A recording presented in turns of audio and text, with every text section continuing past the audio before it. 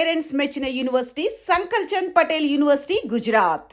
Sir అతడు అంటే 20 సంవత్సరాల క్రితం రిలీజ్ అయిన సినిమా, ఒక 1000కి పైగా టీవీలో టెలికాస్ట్ అయిన మూవీ. ఇన్ని సంవత్సరాల తర్వాత కూడా ఇంతమంది ఇది అంటే ఒక రామాయణం, ఒక మహాభారతం మనం చూస్తూనే ఉంటాం.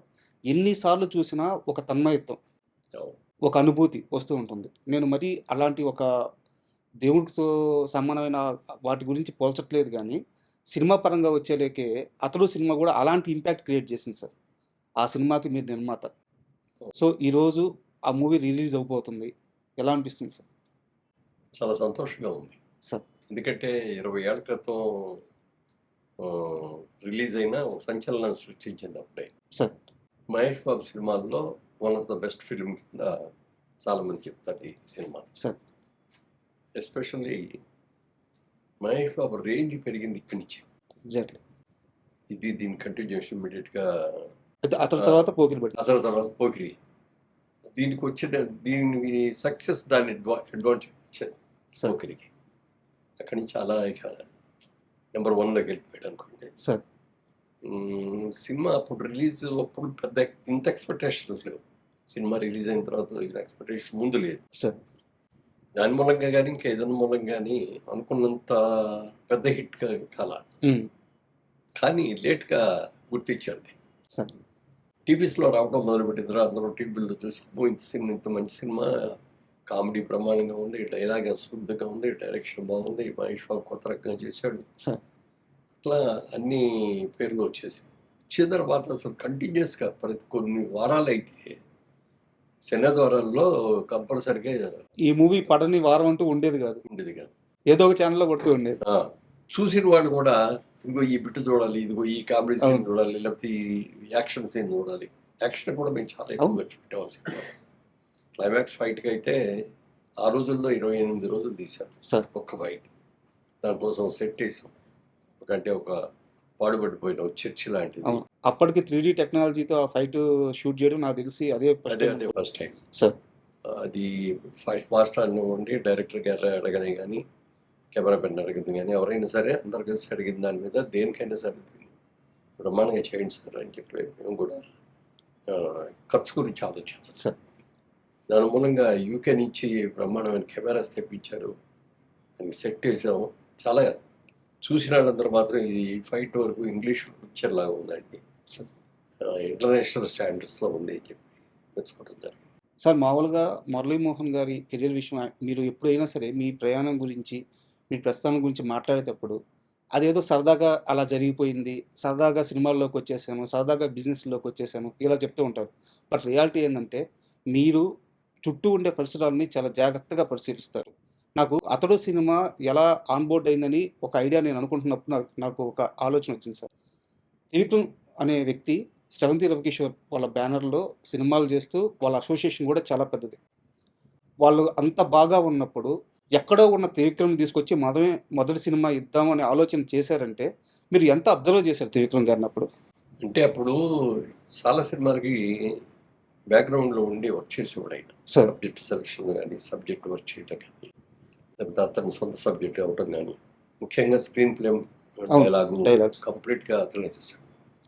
ఆ సినిమాలన్నీ సక్సెస్ అని చూసిన తర్వాత రోజు నేను ఆ బ్రదర్ కిషోర్ గారు ఇద్దరం కలిసి కూర్చొని మనం నెక్స్ట్ పిక్చర్ త్రివిక్రమ్కి ఇస్తే ఎట్లా బాగుంటుంది, అతన్ని మనం డైరెక్ట్ కూడా చేయొచ్చు కదా, స్క్రీన్ ప్లే బాగుంటుంది, మాటలు బాగుంటున్నాయి, అన్ని రకాలుగా బాగుంది, మనం ఫస్ట్ టైం ఛాన్స్ మనం ఇద్దాము. అప్పటిదాకా అసోసియేషన్ అయితే లేదు మీకు త్రివిక్రమ్తో?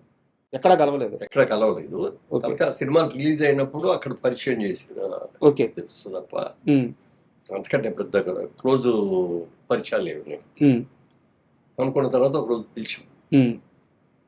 మంచి సబ్జెక్ట్ ఉంటే చెప్పండి సార్, మీకు డైరెక్షన్ ఇస్తాం, ఫస్ట్ టైం డైరెక్షన్ మన దాంట్లో పెద్ద సినిమా తీస్తున్నాం అని చెప్పి అంటే, సార్ మీరు ఇచ్చినందుకు చాలాసార్లు సంతోషం అండి, కానీ మన రవికిషోర్ గారికి మాట ఇచ్చాము, దానికి మీరు ఒప్పుకునేటట్టే చేస్తాను, సెకండ్ పిక్చర్గా చేస్తానండి. అది ఎవరు హీరో అంటే పలానా హీరో అని చెప్పారు. సరే అయితే ఎన్ని రోజుల్లో అయిపోతుంది అంటే నెలలో అయిపోతుందండి, నెల 15 రోజుల్లో షూటింగ్ కూడా అయిపోతుంది. ఓకే. అని అన్నారు.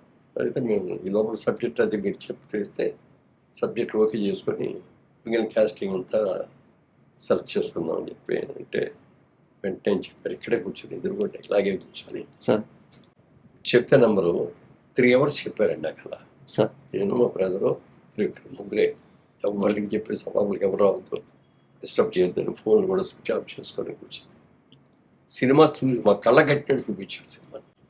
ప్రతి షాట్ ఎలా ఉన్నది అనేది చూసిన తర్వాత అప్పుడు అనిపించింది డెఫినెట్గా డైరెక్టర్గా కూడా చాలా మంచి పేరు తీసుకుంటాడు. ఇది సార్ స్క్రీన్ ప్లే బ్రహ్మాండంగా ఉంది, డైలాగ్స్ చాలా బాగున్నాయి అని అనుకున్నాం. బాగుందండి సినిమా, సబ్జెక్ట్ చాలా బాగుంది. హీరో గారికి కూడా ఒకసారి చెప్పాను, హీరో గారు చెప్పగానే ఆయన వెంటనే ఓకే ఓకే చేశారు. ఆయన చేసిన తర్వాత నేనే అంతా అయిన తర్వాత సినిమా అయితే అద్భుతంగా ఉందండి. కానీ కొంచెం hero character beginning negative character లాగా ఉంది. నాకు ఒక్కటే ఒక ఫస్ట్ చేయడానికి వీలవుతాను అంటే అయినా అన్నాడు. మా బ్రదర్ కిషోర్ కూడా వాళ్ళ ఇంటర్నేషనల్ సినిమాల్లో కూడా హీరో క్యారెక్టర్ నెగిటివ్ నుంచి స్టార్ట్ చేసి పాజిటివ్ తీసుకెళ్ళటం అప్పుడు అది ట్రెండ్ స్టార్ట్ అవుతుంది అని చెప్పేటప్పటికి నేను కూడా కన్విన్స్ అయ్యాను. సరేనండి, నెగిటివ్ అంటే మరీ నెగిటివ్గా ఏం లేదు, క్యారెక్టర్ అలా ఉంది కదా అని చెప్పిన దాని మీద చేశారు. పర్ఫెక్ట్గా స్క్రిప్ట్ కూడా రాశారు. రాసిన తర్వాత మేము ఒకటే చెప్పాం, మేము తీసి నేను ఇప్పుడు 24 సినిమాలు తీసామండి. 24 ఒక సినిమాలో ఒక ఎత్తు. ఇది ఒక కొత్త తరహాగా మంచి డైలాగ్స్ తోటి, మంచి స్క్రీన్ ప్లే తోటి మీరు ఫస్ట్ పిక్చర్ కాకపోయినా సెకండ్ పిక్చర్ అయినా మాదే కాబట్టి ఈ పిక్చర్ చేస్తారు, పెద్ద సినిమా చేస్తారు కాబట్టి ఇది మీరు ఎలా అనుకుంటున్నారో అలా తీసి దీంట్లో ఎక్కడ ఇంటర్ఫీర్ కావు.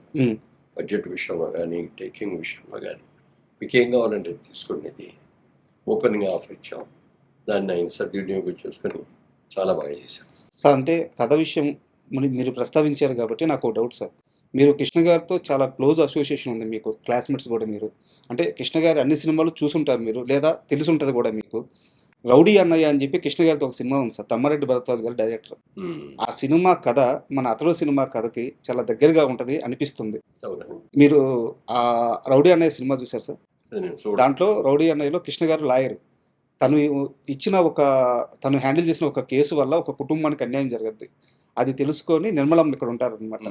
నిర్మలమ్మ ఇంటికి వచ్చి ఆ కుటుంబం మొత్తానికి న్యాయం చేస్తారనమాట. ఆ ఊర్లో ఆ కుటుంబానికి ఏం సమస్యలు ఉన్నాయో అవన్నీ సాల్వ్ చేసి, నిర్మలమ్మ గారి మనవడు కాకపోయినా సరే, నువ్వు మనవడు కాకపోతే ఏమి నాకు అంత మంచి చేసావు అని చెప్పేసి క్లైమాక్స్ సీన్స్.